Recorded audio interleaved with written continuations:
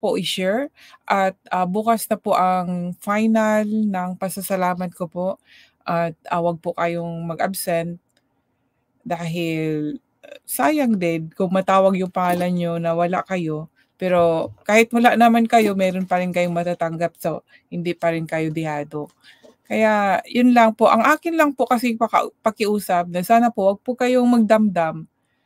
Actually, kaya naisip ko kasi, ang pasalamat ko po dahil nandiyan po kayo, yung sa oras po ng aking pag-live na nakakarinig po kayo sa binabasa ko po, lalo na po yung binabasa ko po talaga na mula po sa Bible 'no, na naririnig ninyo at naunawaan ninyo, puwede niyong i-share or kahit hindi niyo kung nahihiya kayo, puwede niyong i-keep sa sarili niyo na may nalalaman po kayo.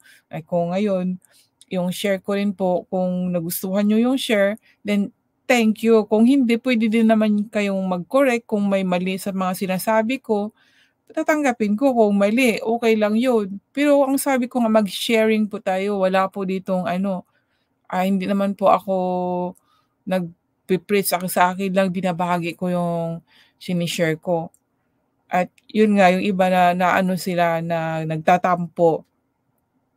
Ngayon, naano ko kasi na ang papasalamat ko yan po, hindi po yung sabi ko, tama ba yung ginawa ko na yun nga, I'm happy kasi shine-share niyo, siyempre nakikita ng mga kaibigan niyo na shine-share niyo na yung videos ko, pero parang may mali dun, Shine-share niyo, baka naman hindi niyo napakinggan, kung tatanungin hindi kayo makasagot. Kasi kung nakikinig kayo, mayroon kayong naunawaan kahit paano, 'di ba? Yung sa mga binabasa ko ng mga verses. Para kasing ano, yung bang 'pag nagla-live ako, di nga nagtatamsa kayo, tapos, nagko-comment, tapos iiwanan niyo ako. Kaya nga ako nagpapasalamat sa inyo, dahil nandiyan kayo masaya. Natutuwa ako sa inyo dahil nandiyan kayo, nag-join kayo sa akin. Tapos ngayon, wala kayong natutunan, parang nakakalungkot. Nakakalungkot talaga kasi sabi ko, natutuwa ba si Lord ng ganito? Yung ishi-share lang yung video. Sabi ko, hindi ko yung kailangan, Kasi ang kailangan ko yung mismo kayo ang nakakarinig, nakakaunawa. So kung meron na kayong naunawaan, kayo na rin mismo ang magsi-share sa salita ng Diyos. Yun po yung ano ko, yun parang yun ang pinaano sa'kin ng Panginoon kasi hindi ako natutuwa talaga sabi ko, "Lord, bakit parang hindi ako natutuwa?" Yun nga shine-share pero oo, masaya na napagpasalamat talaga, appreciate, pero parang may kulang, parang hindi yun, hindi yun ang point, Sabi ko, parang siyempre God give us the ano, 'di ba, wisdom, 'di ba? Tapos naano ko na, ay oo nga pala 'no, dapat pala sila mismo ang makakaunawa, makakarinig sa salita ng Diyos kasi 'di ba, faith come from hearing.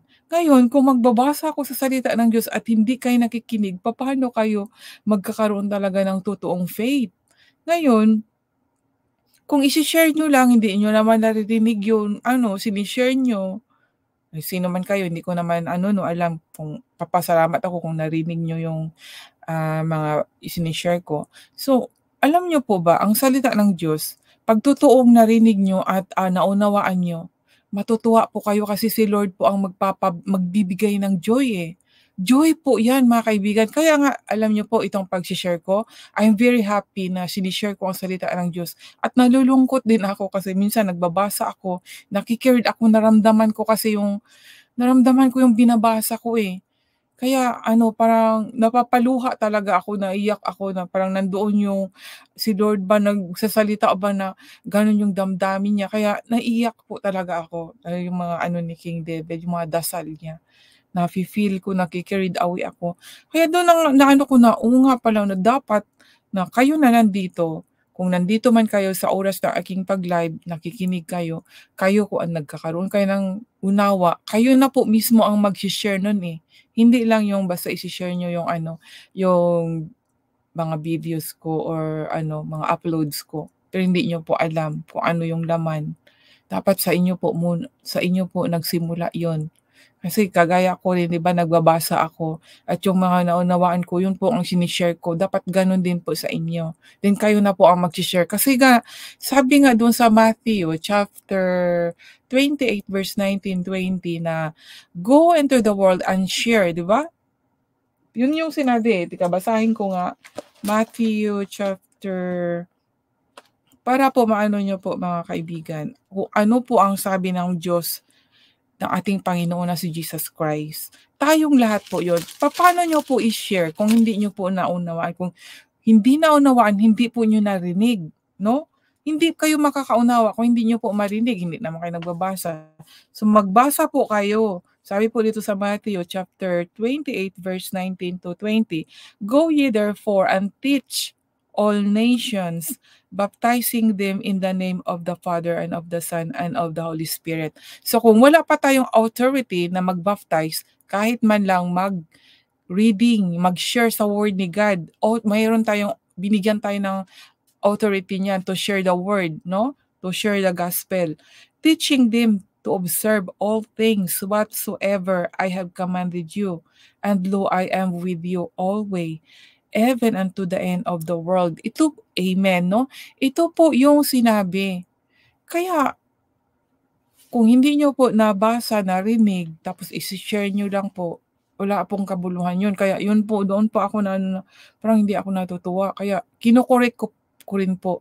Kino-correct ko rin po ang sarili ko. I really ask God to forgive me kasi sabi ko, Lord, sorry talaga Lord, akala ko yun na isi-share nila ay maano na ng mga tao yung sinishare ko. Hindi pala.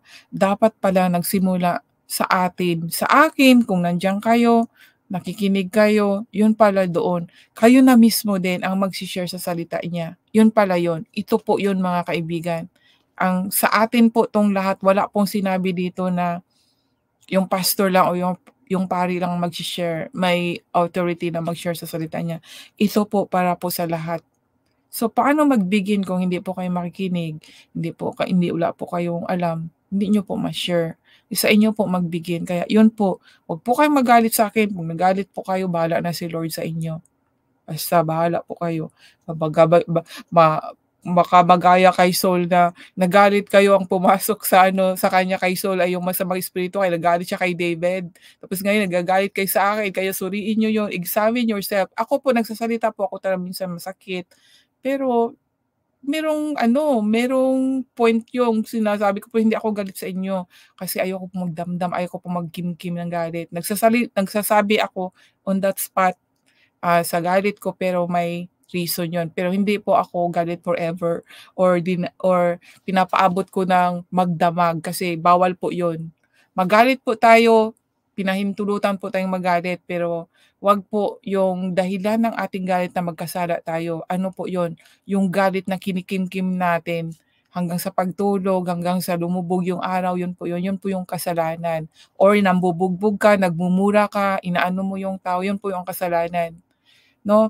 Basta yun po ang pakiusap ko na I'm very thankful kung nandito po kayo at may nalalaman po kayo. Pero ang ano ko po, wala po akong inaano na I'm good for sharing the word of God. We